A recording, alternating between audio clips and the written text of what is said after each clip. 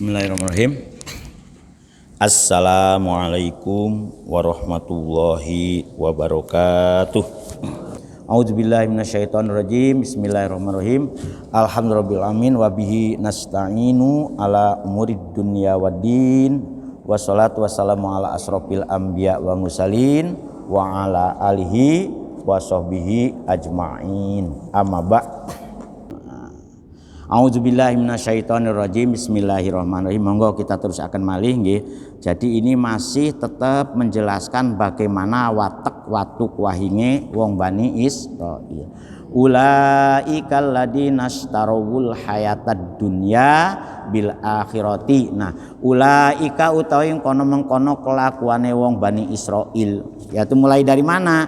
Ya mulai dari ayat kemarin, wa ida akhadna mitsaqakum la tasfikuna dima'akum, terus sampai ke haulai taqtuluna anfusakum, itu termasuk wa tukhrijuna fariqam minkum min diarihim tadhaharuna. Nah itu ulaika utai kono kelakuan Bani aladina tegese wong-wong istarau kang podo tinuku al hayata ing kehidupan dunia, al hayata dunia ing kehidupan dunia bil akhirati kalawan kehidupan akhirat. Maksudnya itu mereka itu lebih mementingkan urusan dunia tinimbang urusan akhirat. Padahal nanti kita akan ketemu ayat wala tansibaka minadun, ya. Dunia itu hanya tidak boleh dilupakan saja nih. Karena tujuan akhir kita itu di akhirat. Wal akhiratu khairu wa abqa, kan. Sungguh akhirat itu harus dijadikan sesuatu yang lebih baik dan abadi. Di dunia ini kan gak ada abadinya, Bu. Mangan gak enak kena dibaleni. Sehingga oleh itu golek bojo gak enak, golek meneh kan gak oleh. Kalau bisa gak usah, Bu, ya, cukup satu saja. Ya. Baju kurang api, golek meneh sing api, kan ngoten nggih. Nah, kenang dunya iso dibalen. Kalaupun mati, seperti kemarin saya suruh baca surat Al-Munafikun ayat 10 itu kan kalau sudah mati gak iso balik lah. Bengok-bengok kados mawon-mawon boten angsal balik meneh. Lho Pak, kok ada yang mati suri? Lah makanya panjenengan durung mati kok sudah kan mati. Bi anna asaruha alaiha, katanya. Kalau yang to milih sapa si aladina istarau itu, ya, milih kepada apa? Kepada kepuasan dunia daripada dia mementingkan akhirat. Ngalahaken uripe nang akhirat. Alaiha itu kalau kados ngeten niku dimaknai ngalahaken kehidupanipun akhirat. Dunyanya dimenangkan, akhiratnya dilupakan. Wabtaghi bima atakallahu darul akhirata, kan itu. Sing awakmu supri nang dunya iku yaitu gawe kehidupan di nasibaka minadun walatansa nasibaka minadunya. Dunya itu aja sampai dilalekno ae. Wong kita ini puasa satu hari siang panas itu sudah membayangkan mau minum es dawet, es kolak, es campur, ya kan? Begitu satu gelas saja sudah KO. Akhirnya es campur ora diminum, es kolak ora diminum. Ya. Akhirnya meneh mambu, kan nggih. Saya kayak tadi malam saya diajak Ustaz Nasir makan sate. Nah, bayangannya begitu wah enak sana. Tahu-tahu hanya habis 4 tusuk saja sudah gak habis nasinya itu. Pada bayangannya wah tak makan itu. Jadi memang dunia itu wareg ya leren, tapi di akhirat gak ada lerennya. Kalau disiksa terus, makanya ad-dunya yaumul amal wal akhiratu yaumul jaza. Kan itu dunia itu tempatnya kita beramal, akhirat itu tempat hari pembalasan. Ima ayakuna, kan itu sa'idatan am yakuna azaban. Apakah kita nanti akan menikmati siksa selamanya atau nikmat selamanya. Akan itu. Kullu naimin naimun ila naima ahlil jannah wa kullu hamin munqatiun ila hami ahlin nar. Kan pepatah ngoten. Kullu setiap sedih, susah, sakit. Kalau sakitnya dunia akan hilang. Kan ila hama ahlin nar, kecuali siksaannya ahli neraka. Dan begitu juga setiap kepuasan dunia itu akan sirna kecuali kepuasan akhirat, kepuasan surga kan itu ya. Monggo diperhatosaken nggih pun ngantos kebujuk kados Bani Israil ngeten niki. Fala, nah kalau sudah terjadi seperti itu apa akibatnya? Fala yukhaffafu anhumul azabu. Nah ini fala yukhaffafu. Ini sudah bolak-balik ini. Kita fala yukhaffafu mangka ora enteng anhum ing atase si allazina istarau hayatad dunya bil akhirah, ora enteng opo al adabu siksa. Jadi tidak ada sedikit pun keringanan kalau kita sudah disiksa.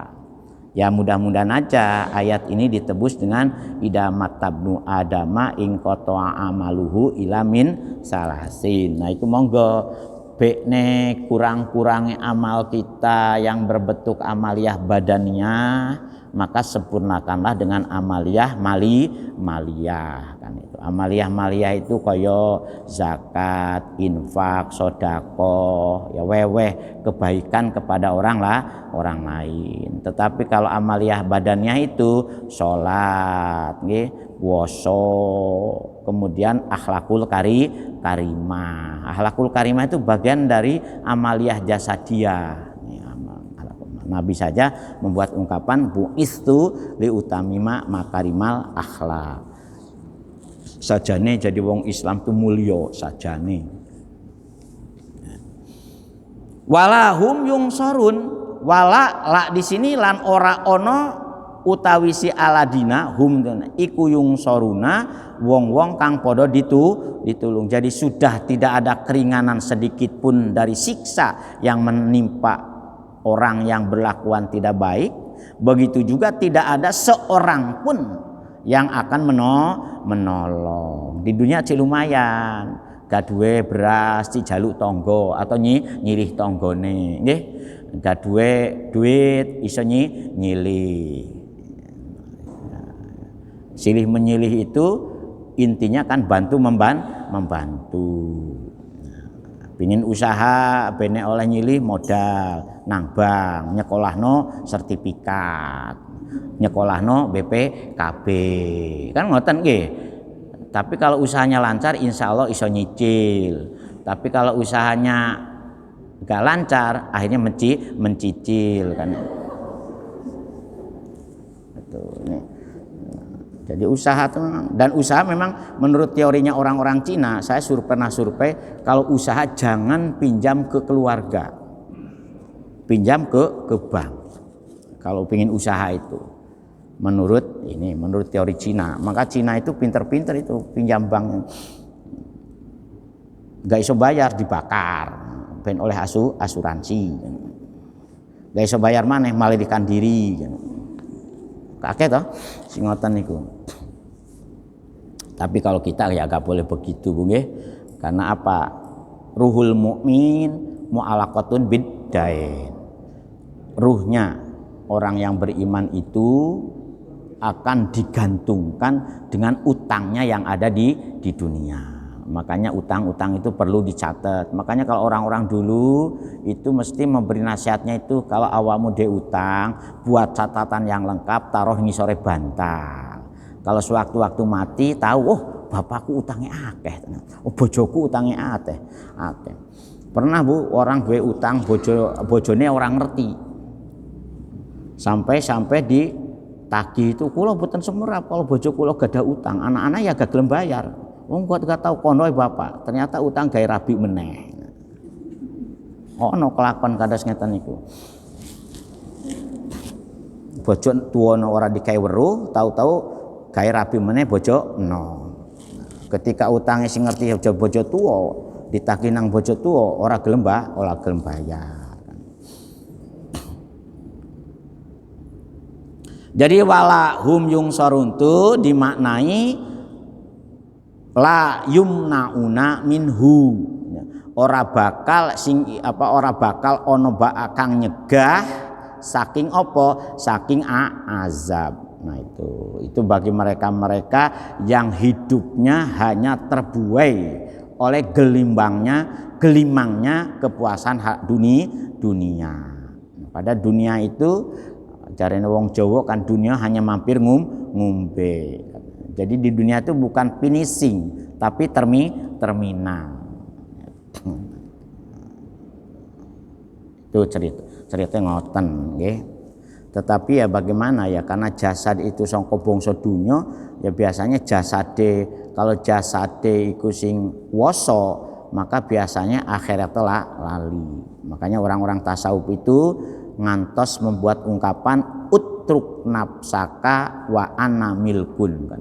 Kalau awakmu iso ninggalno urusan-urusan yang berhubungan dengan jasadmu, wa ana milkun, akulah sebagai pemiliknya, maka sing jamin Gusti Allah. Nah, makanya kita ini memaknai la haula wala quwata illa billahil aliyil adim itu sing temen Bu, pun hanya ambai abang-abang lambai apa la haula wala quwata illa billahil aliyil adim waca 1000 kali, tetapi tidak dipahami betul bahwa ora ono sumingkir sangku ora ono kekuatan sumingkir saking durhaka lan ora ono kekuatan kangge ibadah kan illa billahi angin kejaba dibarengi karo Gusti Allah.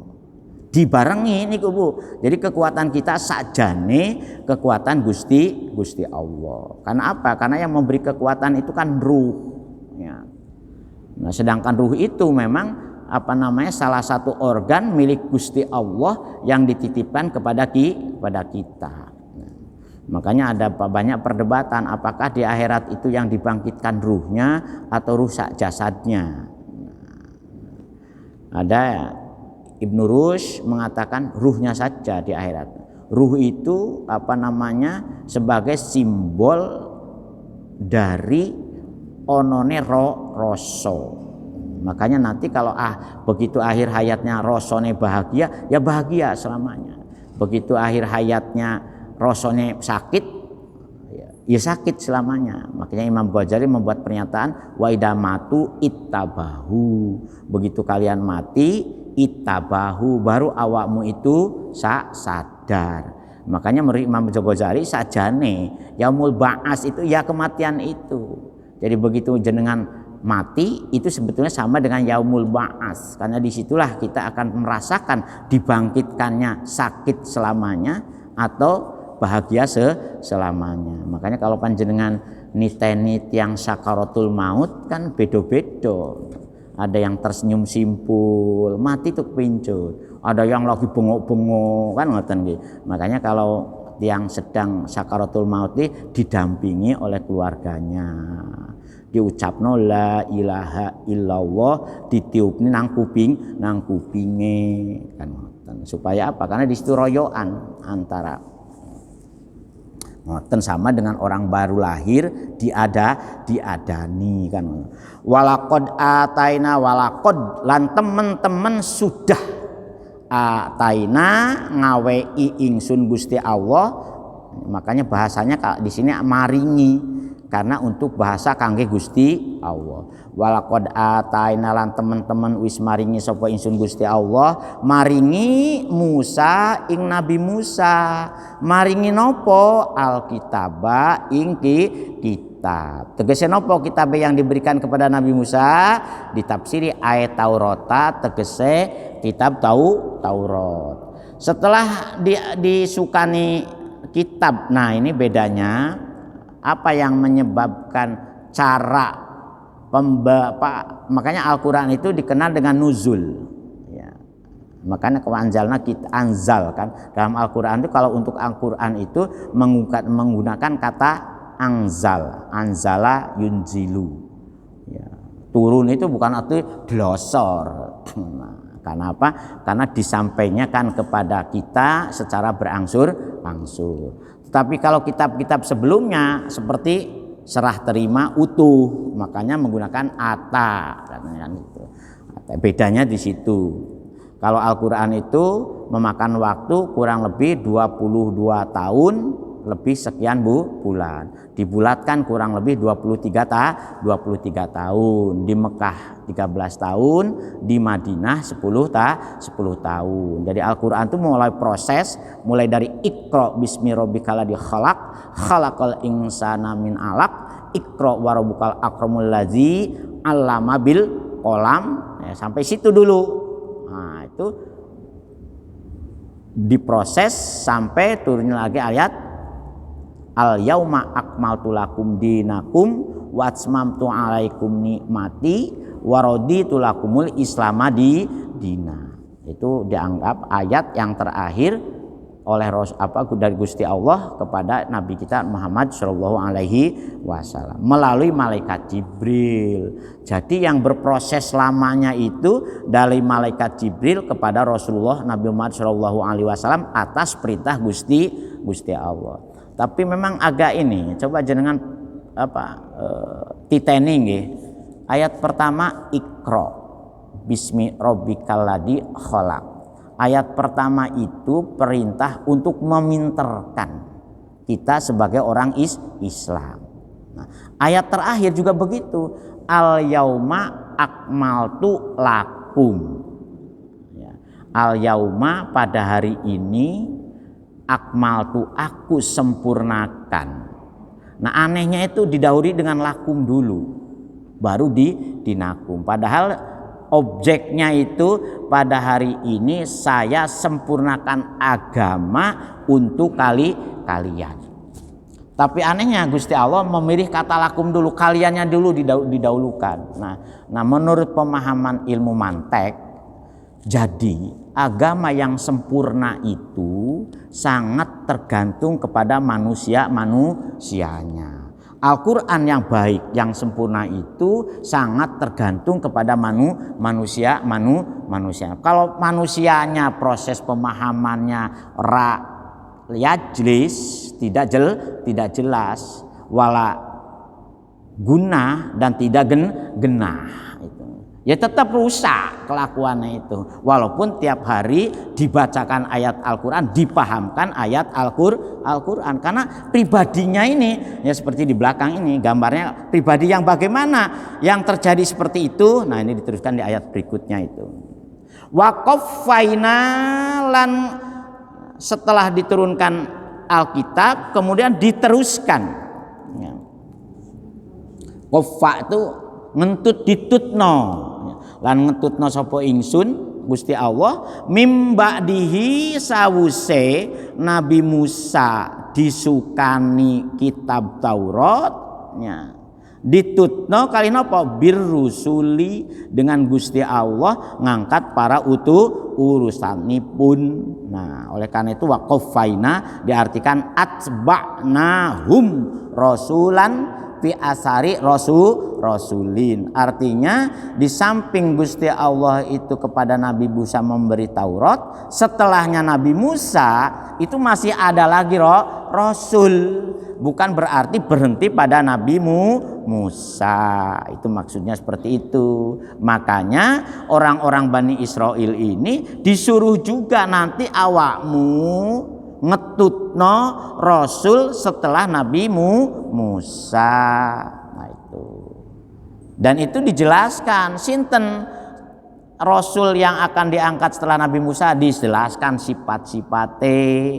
Nah, tetapi di ayat sebelumnya kita sudah diberikan gambaran sifat-sifat Nabi Muhammad itu dia dianulir, dihapus, yuharrifu nakala maullah. Kan orang-orang Yahudi di situ itunya. Kesalahan yang terbesarnya itu merubah kitab Taurat, merubahnya tidak banyak kan?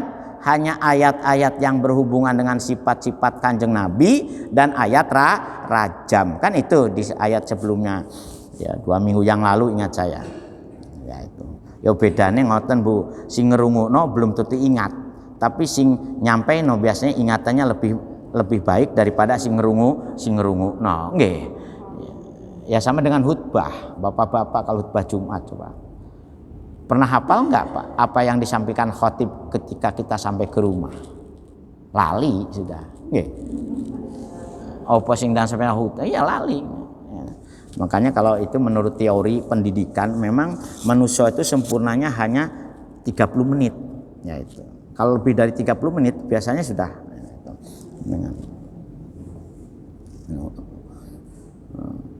apalagi yang 2 minggu sebelumnya, apalagi kalau yang 3 minggu sebelumnya selali. Wong apa yang didengarkan hari itu nyampe ke rumah selali. Makanya perlu dihibur oleh ibunya, oleh istrinya kan, biar istrinya dapat pahala sama dengan mengerjakan sholat Jumat. Tawari kalau bukan bulan puasa Bu, kalau bulan puasa kan Bapak makan dulu, apa di kasur dulu, apa di sumur dulu kan itu. Kalau tapi ini enggak ya, bapaknya pulang. Itu insya Allah, makanya dulu itu, tadi akan menjawab pertanyaan yang kemarin, bagaimana keutamaan mencari kerja. Sekalian, mumpung ingat.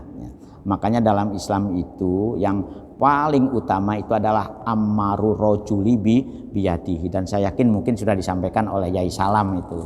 Yang paling utama itu orang mencari rezeki itu adalah kreativitas dari aktivitas kita masing-masing. Kalau dados kula sebagai buruh itu gak iso Bu. Gak iso ngatur waktu secara baik untuk hubungan keluarga di rumah karena sering ditinggal. Apalagi dulu saya sering keliling ya Jawa Timur, keliling Indonesia. Jadi alhamdulillah selama saya jadi PNS itu ya pulau-pulau yang ada di negara kita yang besar-besar pernah dikencingi semua Bu. Dikencingi. Di Jawa Timur juga gitu, alhamdulillah tidak ada satu kabupaten pun di Jawa Timur itu belum saya datangi. Dari Sumeneb ngantos Banyuwangi, dari Tuban ngantos Pacitan, datangi semua. Makanya ibu-ibu pun khawatir. Dan anehnya itu Bu, setiap kabupaten yang ada di seluruh Jawa Timur itu mesti ketemu mahasiswa, pegawai itu mengatakan, Bapak, saya kan mahasiswa Bapak dulu sekarang. Sehingga saya itu gak iso nakal akhirnya karena sing mata-matai kata. Gak iso nakal angel. Makanya angel Bu kalau kata mau nakal tuh angel. Ya alhamdulillah lah. Mudah-mudahan aja kita belajar jadi orang baik. Ya.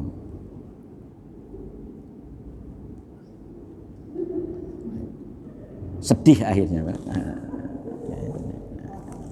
Alhamdulillah. Nah, wa qaffaina min ba'di rusul. Jadi setelahnya Taurat dijelaskan. Tetapi sayang itu. Wa ataina Isa bin Maryama, begitu juga setelah Nabi Musa wa ataina lan nyukani sapa ingsun Gusti Allah. Ya, maringi kan, maringi itu bahasa halusnya termasuk nyukani. Memberi itu kan nyukani Bu nggih. Bahasa nyukani itu halus napa kasar itu? Maringi dengan nyukani itu halus mana? Maringi kali nyukani itu halus mana? Maringi nggih. Ngawei. Maringi. Wa atalelan maringi sapa ingsun Gusti Allah Isa maring Nabi Isa. Mesti kalau Nabi Isa itu digandeng Isabna Maryama. Ya, ini istimewanya Gusti Allah untuk menunjukkan bahwa Nabi Isa itu memang gak punya ayah. Isa sapa Nabi Isa.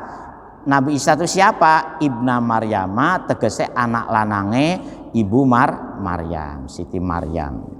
Maringi nopo al-bayyinati, ya, beberapa penjelasan, beberapa dalil.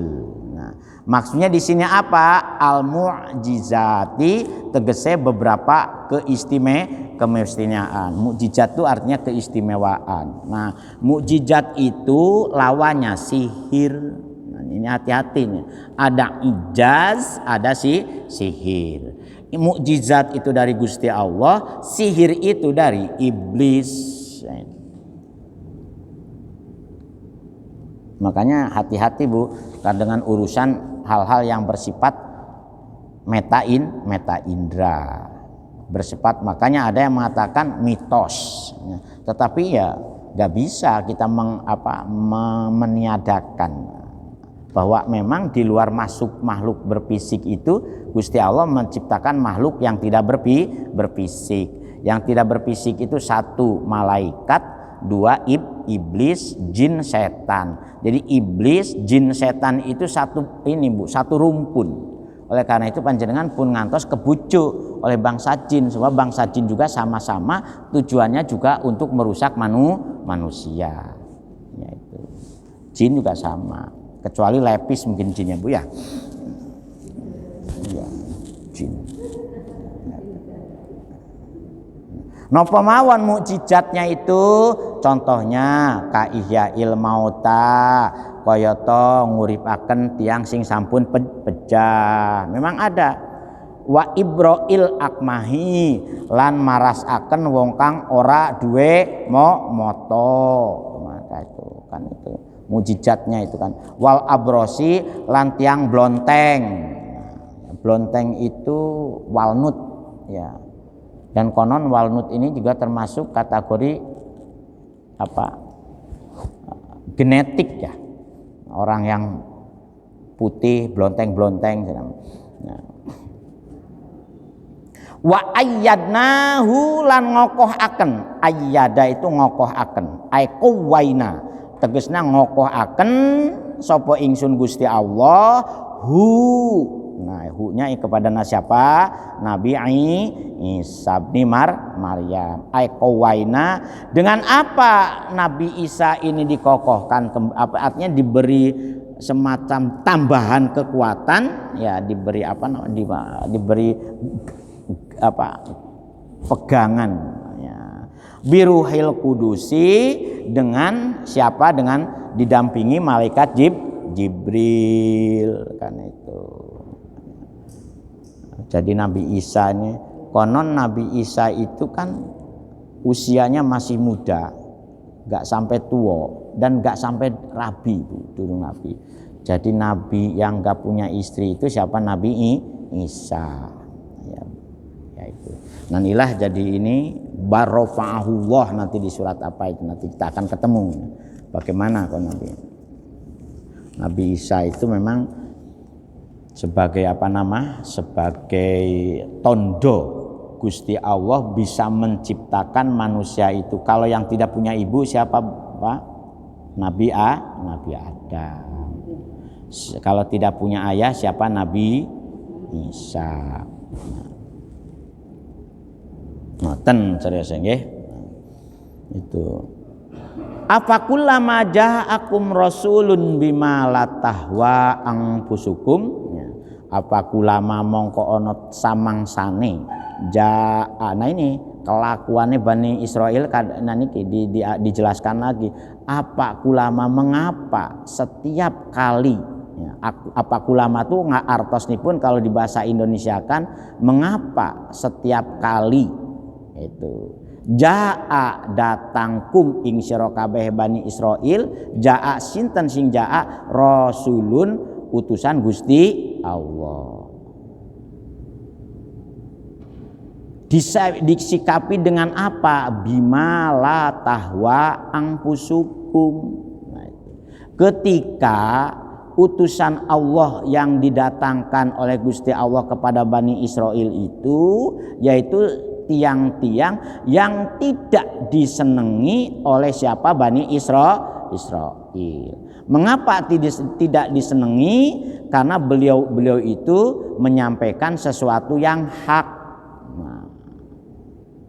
Nah, seperti saya sampaikan kemarin, seperti apa ekspresinya Bani Israil? Istakbartum.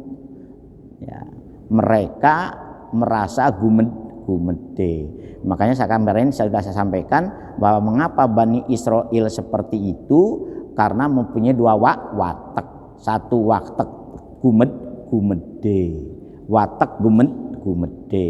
Yang kedua watak iri.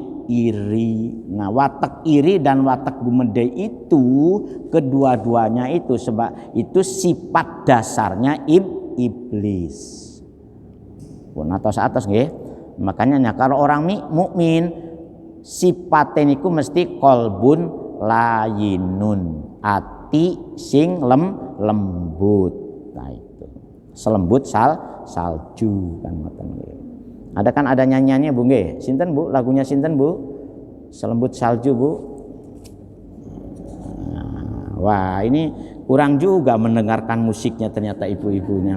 Sekali-sekali Bu sering mendengar musik. Oh, Jamal Mirdad ya.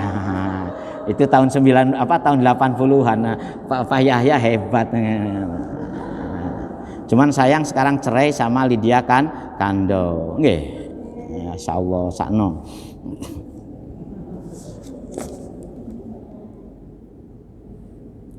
Bapak ibu bintang film, anak bintang film bisa. Anaknya siapa Bu? Namanya Bu? Ibu Putri.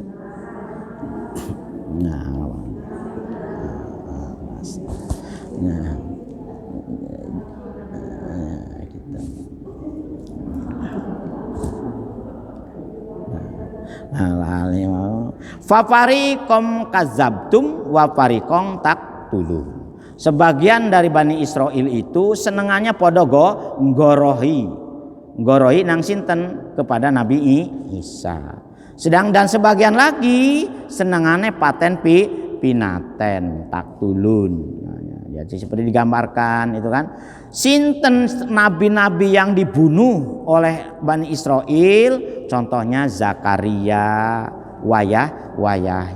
Padahal Bani Israel itu turunnya Zakaria loh ya, anak putu Nabi Yakub, bayangkan. Berani membunuh Bu. Jadi Nabi Zakaria itu dikejar-kejar ya kan, bersembunyi di dalam pohon, tahu-tahu pohonnya diketok. Kan ngoten nggih. Di dalamnya ada Nabi Zakaria. Jadi kalau Nabi Muhammad Nabi kita sampai dilempari, dan panjenengan kalau pirsa semua Qisasul Anbiya wal Mursalin, ceritanya para nabi dan para rasul dalam Al-Qur'an, dan itu sudah ada bukunya Bu, dalam bahasa Indonesia. Jadi kalau panjenengan pingin ini monggo, itu menyedihkan semua. Tidak ada satu orang rasul pun yang diceritakan dalam Al-Qur'an itu bahagia kados panjenengan semua. Dua istri, koyo istrinya siapa? Yang sakit ya Bu, Nabi siapa Bu? Nabi Ayub, ya kan? Ya, sampai istrinya itu ya memang betul Rasulullah punya istri lebih dari satu, tapi dari sekian banyak istrinya tuh yang paling itu hanya satu, Khadijah. Dan dua ada yang cukup cukup neriman, namanya Sophia. Sehingga katanya gilirannya Sophia itu mesti diberikan kepada Aisyah. Coba panjenengan waos itu istri-istri Rasul itu. Dan Rasul itu juga kehidupannya sangat prihatin sekali. Makanya saya sering guyonan dengan teman-teman tokoh agama. Kita ini kalau panjenengan kalau milih kuliah di UIN, mondok, podok daftar hidup soro. Sama namanya kiai, namanya ulama, dari dulu gak ada sing enak saja nih. Wong 4 imam mazhab itu mulai Imam Abu Hanifah, Imam Malik, Imam Syafi'i, dan Imam Ahmad bin Hambal itu mengalami penyiksaan semua itu. Bayangkan. Nah, Imam Abu Hanifah tahu difitnah, dianggap melok pemberontak. Imam Malik juga begitu. Ketika kitabnya ingin dijadikan referensi untuk mengatur negara, saat itu Imam Malik boten purun difitnah, dianggap Imam Malik membangkang kepada negara. Sorok Bu jadi kiai itu, jangan dianggap enak. Dikiranya enak, wah enak jadi kiai itu ya, dapat amplop. Kalau berkat mesti paling akeh. Kalau ada selamatan apa untuk kiai itu dibedakan karo sing liyane. Jangan itunya dilihat seperti itunya. Bolak-balik iso rabi, milih sapa wae. Kan kiai selebriti kan akhirnya cerai sini pindah sini, cerai sini pindah sini kan itu. Ada juga yang seperti itu kan.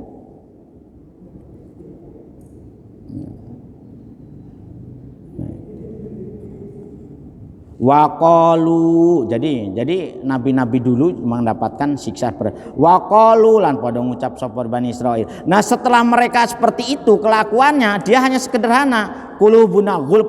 Wah, itu. Dan insya Allah kita lanjutkan setelah hari raya nanti nggih untuk ini. Jadi itulah apa namanya i'tibar yang harus kita tetap catat bahwa ternyata makanya bapak-bapak sing ngurusi masjid, ngurusi musola itu kan bagian dari pelanjut tugasnya Rasul ya kan. Makanya la masjidun usisa ala taqwa. Seandainya masjid itu tidak ada yang ngurusi, maka ketakwaan umat itu tidak jalan. Nah, itu.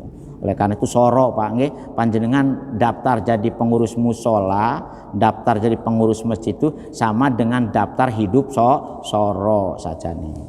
Kalau dilihat dari ya, tantangan yang dihadapi.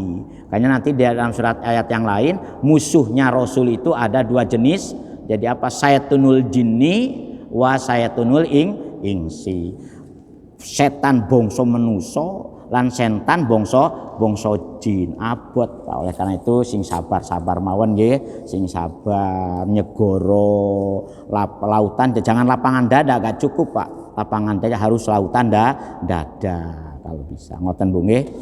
Sama dengan panjenengan daftar punya istri, sama dengan daftar punya masuk ke dunia persoroan kan itu. Makanya sing enak gak usah rabi Pak biar gak soro. Iya.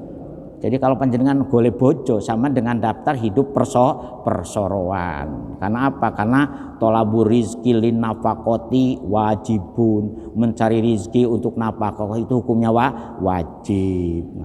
Segalanya dan segalanya. Monggo. Nah, saya punya utang ini untuk meneruskan jawaban. Jadi begini ya. Jadi masalah bernegara itu memang tugas dari kita orang Islam. Jadi orang Islam itu wajib punya negara atau hidup di bawah naungan negara. Ya alhamdulillah negara kita ini sudah dianggap final untuk ngurusi umat Islam. Bentuk negara itu ada 3 model Pak. 1 Darussalam, yang kedua Darul Harb, yang ketiga Darul Mu'ahadah. Nah, negara kita ini kategorinya Darul Mu'ahadah. Negara didirikan atas dasar kesepakatan. Ini harus dipahami. Ya. Oleh karena itu, dan kita bersyukur Indonesia itu merdeka bukan pemberian penjajah loh Bu. Oleh harus diyakinkan kepada anak-anak kita, karena sekarang kan ada seolah-olah Indonesia merdeka diberi Belanda atau diberi Jepang. Tidak, negara kita ini merdeka atas dasar perjuangan bangsa kita. Karena apa? Karena pas hari kemerdekaan itu posisi wilayah Hindia Belanda bekas jajahan Belanda itu yang tadinya kemudian direbut oleh Jepang dalam kondisi vacuum of power. Bebas dari kekuasaan manapun. Itulah kelebihan berdirinya negara kita. Nah, mengapa namanya Indonesia? Nah, itu butuh nanti di luar ini aja. Nah, yang menjadi catatan kita, karena yang ditanyakan kemarin itu bagaimana hubungannya dengan luar negeri kan. Dalam bahasa ilmu agama para pemikir fikih siasah itu namanya siasah dauliyah. Negara itu kalau dilihat dari perjalanan manusia ngelola negara itu ada 3 model Pak. Pertama global state, jadi negara yang tidak dibatasi oleh teritorial tertentu seperti zaman khilafah umat Islam itu, sehingga Eropa, Asia, Afrika, 3 benua menjadi satu kesatuan kekuasaan wilayah negara dikenal dengan global state. Nah yang kedua koloni state. Setelah global state muncul imperialis dan kolonial. Jadilah menjadi negara-negara di bawah kekuasaan koloni.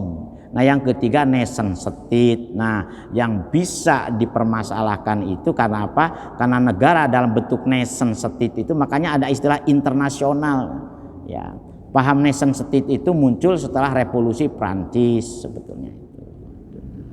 Mohon maaf ini saya bukan muliai bapak-bapak karena ada yang tanya. Nah, bentuk negara hukumnya itu ijtihadi. Tergantung kepada kesepakatan dari umat Islam model bentuk apa negara yang ingin didirikan. Nah, kebetulan setelah Perang Dunia Kedua, negara-negara di dunia itu bersepakat bentuknya itu nation state, termasuk di Eropa. Walaupun Eropa pun akhirnya bosen, sehingga muncul kembali istilah Uni Eropa. Nah, kebetulan kita ini ya